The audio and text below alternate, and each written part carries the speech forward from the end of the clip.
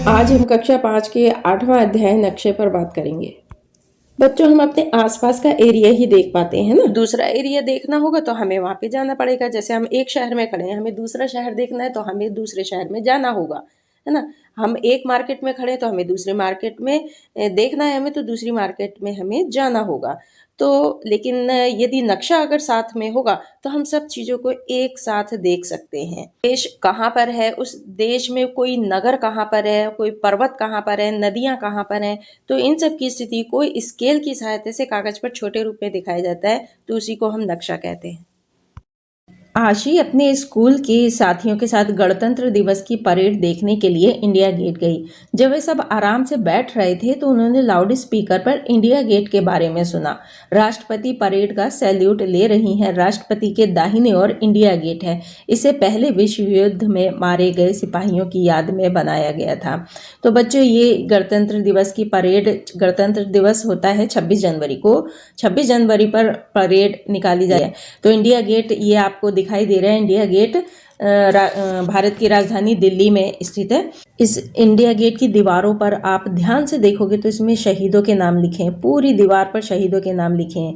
कैसे शहीद? देखिए, 28 जुलाई 1914 से 11 नवंबर 1918 तक पहला विश्व युद्ध चला था। ये 4 साल से ज़्यादा तक चला है, 1914 से 1918 तक। तो इसमें यूरोपीय देशों के बीच युद्ध हुआ था। हमारे भारत की सेना भी इस युद्ध में भाग लेने के लिए गई थी।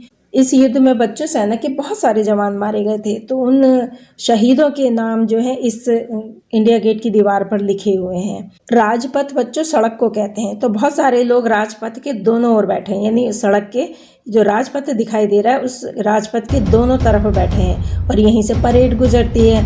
परेड कौन सी? 26 जनवरी की परेड, 15 अगस्त की परेड। बच्चे आसपास दिखने वाली इमारतों को देखकर उनके बारे में बातें कर रहे हैं।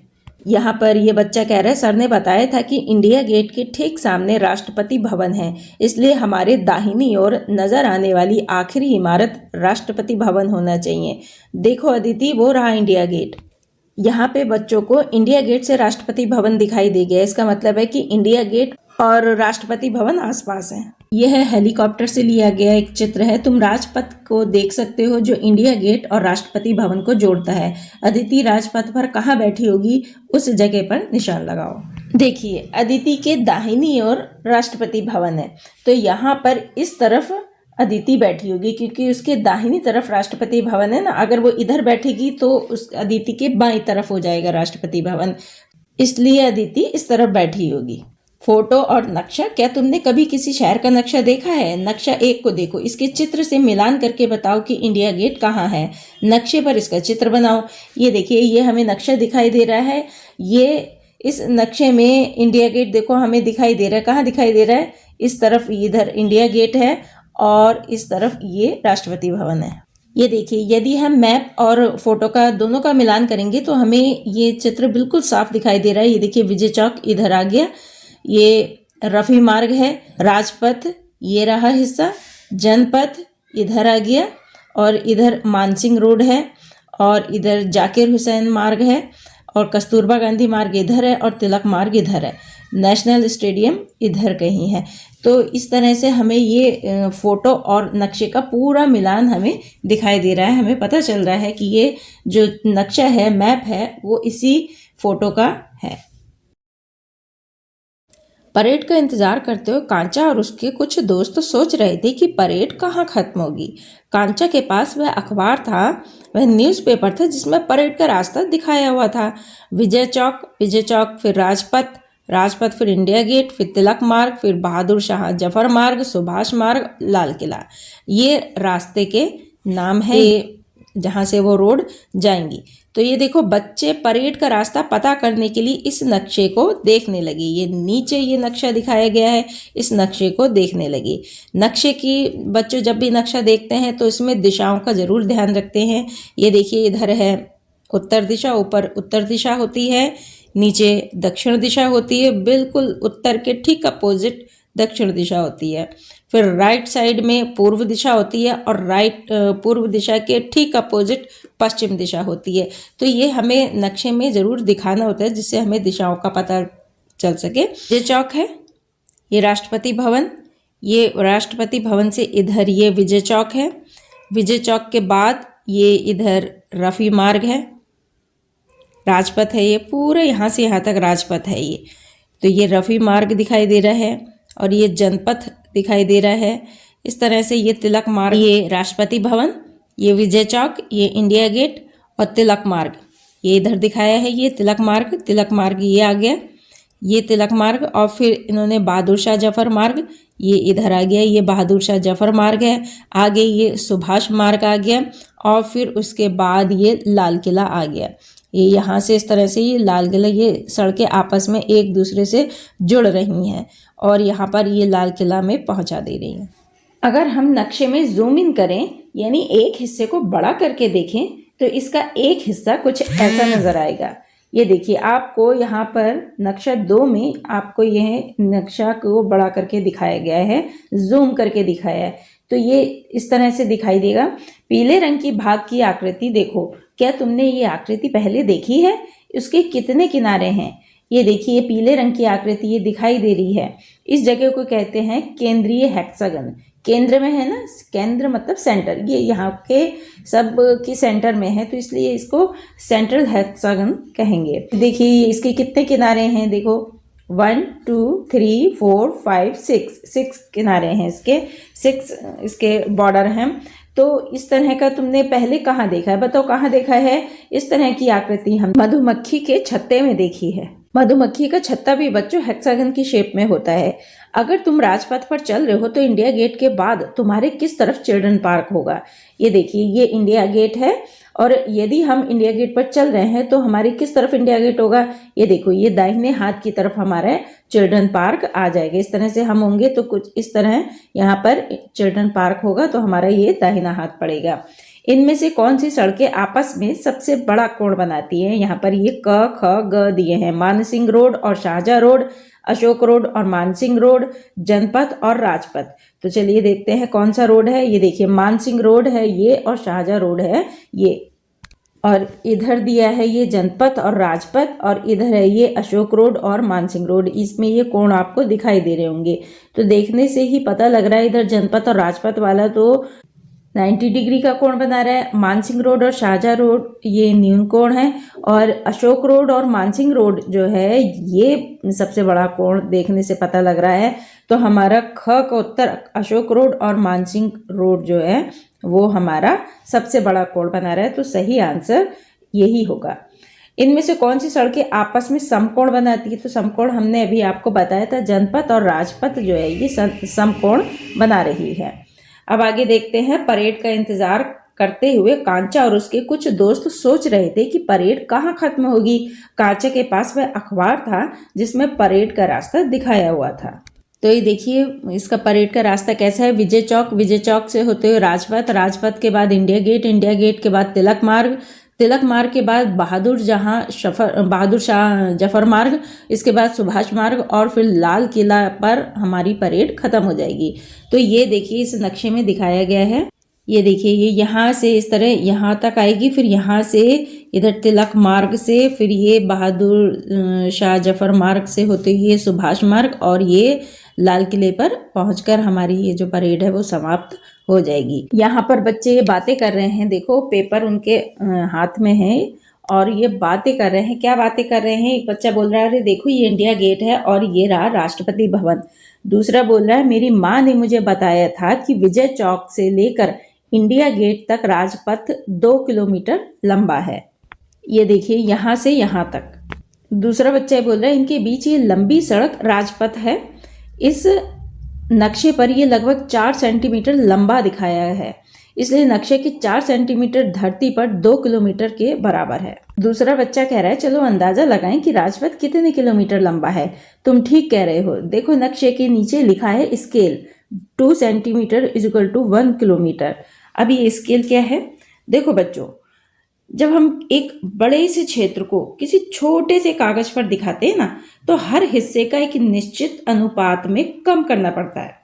सभी हिस्सों को, हर हिस्से को एक निश्चित अनुपात में हमें कम करना पड़ता है, जिससे कि उन 2 स्थानों की आपसी दूरी, 2 जगहों की आपसी दूरी वैसी की वैसी ही बनी रहे। उसी को हम स्केल बोलते हैं। देखिए, इस बात को समझने के लिए हम फिर से नक्शे का अध्ययन करते हैं। ये देखिए, यहाँ पर सबसे पहले ये नक्शे को देखिए तो इसमें ऊपर की साइड, नक्शे में ऊपर की साइड जो होता है वो उत्तर दिशा होती है और सबसे नीचे इसके अपोजिट साइड में बिल्कुल उसके ठीक सामने दक्षिण दिशा होती है। ऊपर की साइड उत्तर और नीचे का दक्षिण होता है और इसके राइट हैंड में सीधे हाथ की तरफ यानी दाहिने हाथ की तरफ आपका पूर्व होगा और उसके बाएं हाथ की तरफ आपके पश्चिम होगा। तो पूर्व और पश्चिम ये अपोजिट दिशा होती है और उत्तर और दक्षिण ये अपोजिट दिशा है। तो नक्शे में हमें इस तरह से देखना होता है। नक्शा जब भी हम अपने सामने रखेंगे तो ऊपर की दिशा आपको पता लग गया होगा उत्तर दिशा और उसके ठीक सामने होती है दक्षिण दिशा, नीचे की तरफ दक्षिण दिशा और हमारे दाहिने तरफ पूर्व दिशा और हमारी बाईं ओर पश्चिम दिशा होती है। पूर्व के सामने पश्चिम दिशा होती है। तो बच्चों, इस तरह से हम मैप को सामने रखकर दिशाओं को देखकर हम स्थान का पता लगा लेते हैं। जैसे अब हम इस नक्शे की ही बात करें तो देखिए, इस नक्शे में हमें उत्तर दिशा में लाल किला दिखाई दे रहा है, जामा मस्जिद दिखाई दे रही है, ये उत्तर दिशा में है।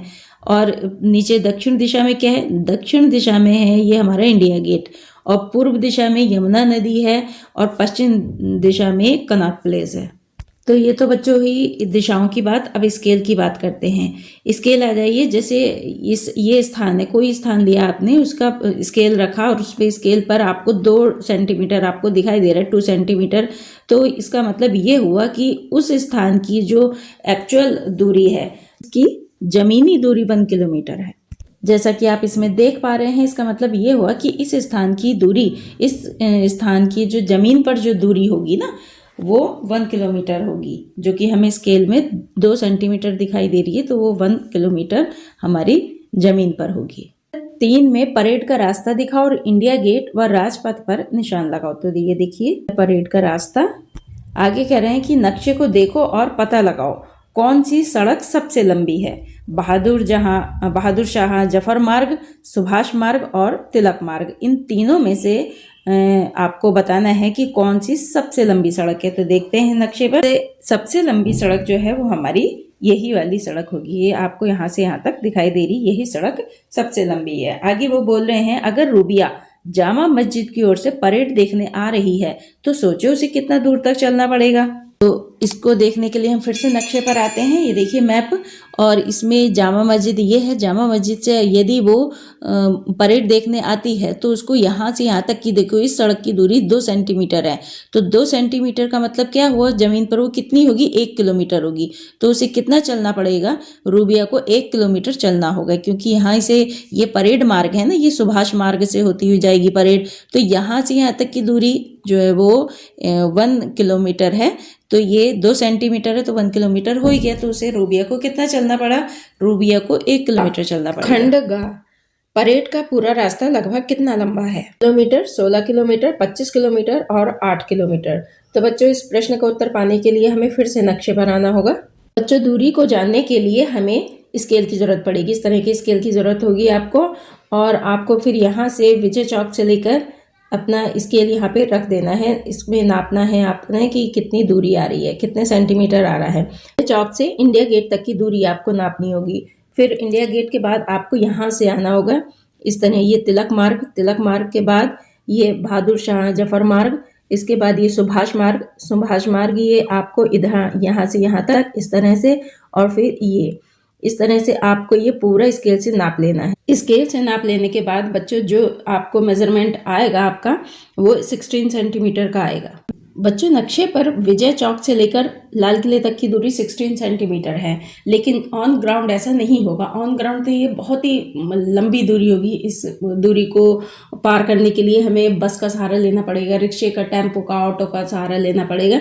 लेकिन ये नक्शे में जो है हमें 16 सेंटीमीटर दिखा रहा है। तो हमने आपको पहले भी बता रखा है ना कि हर हिस्से का एक निश्चित अनुपात होता है, उसी अनुपात में हमें कम करना पड़ता है, जैसे कि स्थान की आपस की दूरी वैसी की वैसी बनी रहती है। तो यहाँ पर भी ऐसे ही हो रहा है, उसी अनुपात में। आप यहाँ पे देखिए स्केल दिया है इन्होंने, 2 सेंटीमीटर इक्वल टू 1 किलोमीटर, यानी 2 सेंटीमीटर अगर नक्शे पर 2 सेंटीमीटर होगा तो उस स्थान की दूरी, एक्चुअल दूरी जो है, जो जमीन पर ऑन ग्राउंड दूरी होगी वो 1 किलोमीटर होगी, है ना। तो इसका अगर 16 सेंटीमीटर आ रहा है तो इसका ये देखिए ना 2 सेंटीमीटर का आधा कितना हो गया, 1 किलोमीटर हो गया। तो अगर 16 सेंटीमीटर आ रहा है तो 16 सेंटीमीटर का आधा कितना होगा, 16 का आधा कितना हो गया, 8 हो गया। तो 16 किलोमीटर का आधा 8 किलोमीटर हो जाएगा। तो हमारा जो सही आंसर होगा वो 8 किलोमीटर आएगा। जैसे जैसे परेड आगे बढ़ी उन्हें कुछ बच्चे हाथी पर आते हुए दिखे। ये वही बच्चे हैं जिन्हें बहादुरी के लिए इनाम दिया गया। उसके बाद अलग अलग स्कूलों के बच्चों ने तरह तरह के नृत्य और करतब दिखाए। बच्चे परेड के साथ लाल किले तक जाना चाहते थे। गप्पू लाल किला पहले ही देख चुका था तो वह बाकी बच्चों के उसके बारे में बताने लगा। जो बच्चे बहादुर होते हैं ना, उनको क्या किया जाता है, गणतंत्र दिवस पर सरकार इनको सम्मानित करती है। इसके लिए पहले सरकार को सूचना देनी होती है, डिपार्टमेंट को सूचना देनी होती है, फिर फॉर्म फिल करना होता है और उसके बाद ही इनका सिलेक्शन होता है। इन्हीं बहादुर बच्चों को सिलेक्ट किया जाता है जिन्होंने अपनी जान पर खेलकर दूसरों की जान बचाई हो। जैसे किसी को डूबने से बचाया हो, किसी दुर्घटना से किसी को बचाया हो, कोई भी ऐसा कार्य जिससे बच्चों की बहादुरी पता लगे, ऐसे ही बच्चों को सिलेक्ट किया जाता है। ये भी ऐसा कोई कार्य किया है तो नेक्स्ट ईयर आपका भी नंबर आ सकता है हाथी पर बैठने। के लाल किले की यात्रा को पढ़ेंगे हम पार्ट 2 में। इसी के साथ ही चैप्टर यहीं समाप्त होता है। नमस्कार।